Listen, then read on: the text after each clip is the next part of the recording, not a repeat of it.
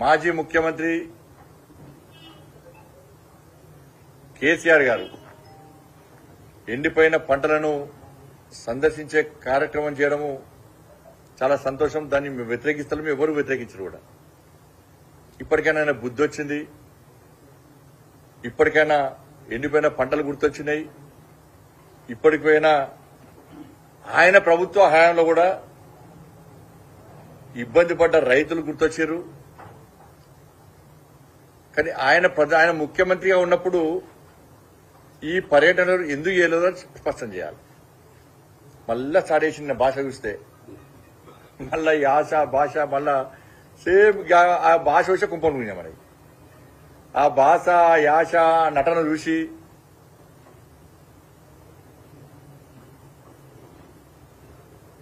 ఆ 10 ఏళ్ల కింద గిట్టిన ఇదే భాష తెలంగాణ ప్రజల బతుకులు బర్బాద్ చేసింది.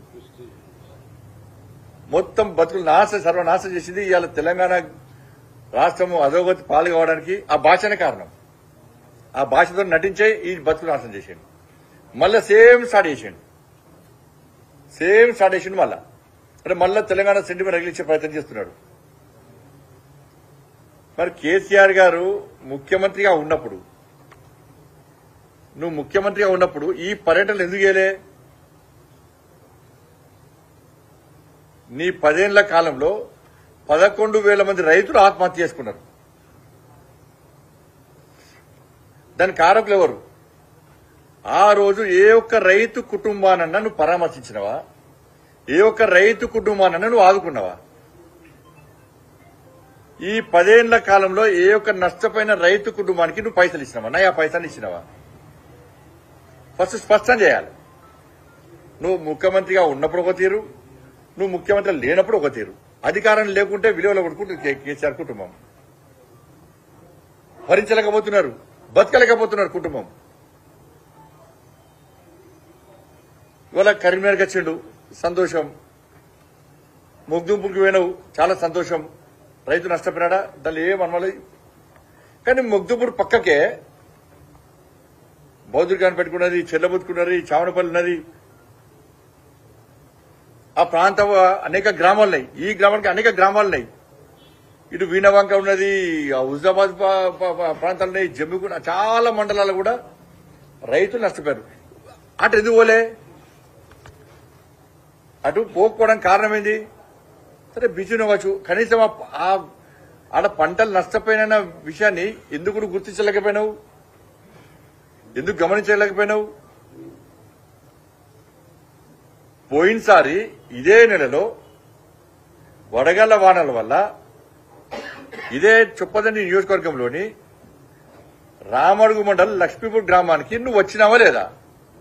హెలికాప్టర్ వేసుకొని వచ్చి చిట్కలు వేసుకుంటా నేను హైదరాబాద్ పోయేసరికి 10,000 రూపాయలు మీ అకౌంట్లో ఎకరానికి వేస్తా అన్నావు. ఎందుకే లేదో నేను ఎందుకు స్పష్టం చేయలే? ఎందుకు మాట్లాడాలి ఆ విషయాన్ని? సిరిసిల్లలో నీ కొడుకు ప్రాతినిధ్యం వహించినటువంటి సిరిసిల్లలో వడ్ల కుప్పల మీద రైతులు ఆత్మహత్య చేసుకున్నారు, గుండెపల్లి చచ్చిపోయారు. వడ్లను మొత్తం దగ్ధం చేసుకున్నారు. పంట నష్టపోయింది ఆడ. వాటి గురించి ఇలా 10,000 రూపాయలు ఎకరానికి ఇస్తాను, ఎందుకు వెళ్ళకపోయినావు? నీ ప్రభుత్వ హయాంలోనే రైతులకు బేడి లేచింది వాస్తవం కాదా? వరేస్తే ఊరు అన్నది వాస్తవం కాదా? హుజాబాద్ ఎన్నికల్లో వరేస్తే ఊరు అంటే తీసుకుపోయి నేను ఎడి కాకుండా వేసారు. నేను సన్నపోట్లు వేయాలి, దొడ్డోట్లు లేదని చెప్పి రైతుల దగ్గర రైతులను నమ్మించి మోసం చేసి సన్నపోట్లు కొనకుండా నష్టం వాళ్ళ బతుకులు బర్బాద్ చేసింది వాస్తవమా కాదా? నీ ఫామ్ హౌస్ లో సన్నపోటు దొడ్డోటు పండిస్తావు, రైతులు మాత్రం సన్నపోట్లు పండించాలంటావు. సన్నబొడ్డు పండించిన రైతులను బర్బాద్ చేసింది వాస్తవమా కదా? ఒక్క రైతు కుటుంబాన్ని ఆదుకున్నావాను? కొన్ని ఫసల్ బీమా కాదంటవి. మరి సమగ్ర పంటల బీమా పథకాన్ని తీసుకొస్తాను, ఎందుకు తీసుకురాలేను? అమ్మ ఇయ్యదా, అడుక్కొని ఇయ్యదా? కేంద్ర ప్రభుత్వం సాయం చేస్తే చేయనియవా? నువ్వు చేయవా? సమగ్ర పంటల బీమా పథకాన్ని తీసుకొస్తాను, అమలు చేస్తాను, ఎందుకు చేయలేకపోయినావు? ఊకే ఫసలను తింటే తిడుతున్నావు నువ్వు. ఎందుకంటే గుజరాత్ అంటావు. నీ సమగ్ర పంటల బీమా పథకాన్ని ఎవరు ఆపిరు? ఎవరు చేద్దన్నారు? ఇవాళ రైతుల బ్యాంకు రుణాల గురించి మాట్లాడుతున్నావు. ఎస్, కాంగ్రెస్ పార్టీ 100% మోసం. కాంగ్రెస్ పార్టీ అంటేనే మోసం. అది అర్థం కాదు, భస్మాస్తు రాస్తాం కాంగ్రెస్ పార్టీ అంటే. అది పక్క పెట్టు. ఫస్ట్ నువ్వు నీ ముఖ్యమంత్రిగా ఉన్నప్పుడు ₹1,00,000 రుణమాఫీ చేస్తాను. ఎందుకు చేయలేకపోయినావు? నీ ప్రభుత్వ హయాంలో రైతులను డిఫాల్టర్ గా మార్చడానికి ఘనత నీది. సేమ్ అదే పంతాను కాంగ్రెస్ పార్టీ కొనసాగిస్తున్నది. తెలంగాణ రాష్ట్రంలో గత బీఆర్ఎస్ పార్టీ ప్రభుత్వము ₹1,00,000 రుణమాఫీ చేస్తా అంటే చేయకుండా మోసం చేయడం వలన రైతులు డిఫాల్టర్ గా మారారు. వాళ్ళ పిల్లలకు ఉద్యోగాలకు రుణాలు వస్తలేవు, పెళ్లిలకు రుణాలు వస్తలేవు.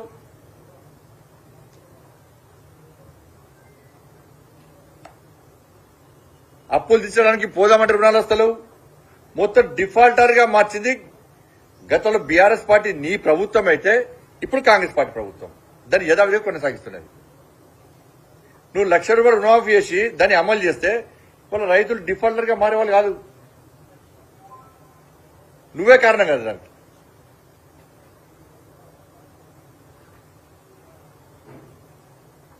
ఉన్న సబ్సిడీ ఒక్క రైతు బంధు ఇచ్చి ఉన్న సబ్సిడీలు మొత్తం ఎత్తేసారు. ఉన్న సబ్సిడీ మొత్తం ఎత్తేసి వాళ్ళు మొత్తం బతుకులు నాశనం చేసినవి. వాళ్ళ తరుగు పేరుతోని, తాలు పేరుతోని కోతలు విధించినవు. కొనుగోలు సరి అయ్యాక అట్లా ఇబ్బంది పెట్టినావు.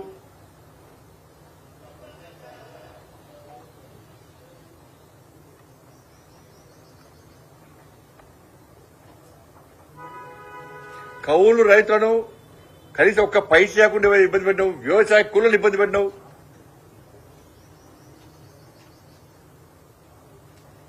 ఎట్లుందంటే మనిషిని చంపి వాళ్ళ ఫోటోకి దండం పెట్టి దండేసినట్టు వ్యవసాయాలు. కేసీఆర్ చంపింది నువ్వే, వాళ్ళ బతుకులు నాశనం చేసింది నువ్వే. మళ్ళా నువ్వు వచ్చి మళ్ళీ నాటకాలు ఆడుతున్నావు. ఇక వచ్చి డ్రామాలు.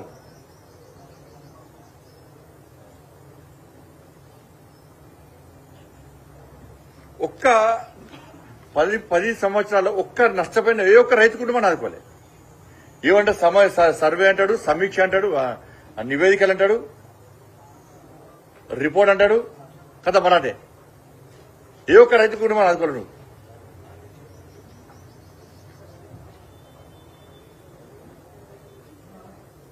నీళ్ళు ఇచ్చినామంటే వాళ్ళ ఇదే కేసీఆర్ గారి హయాంలో. అంతకుముందు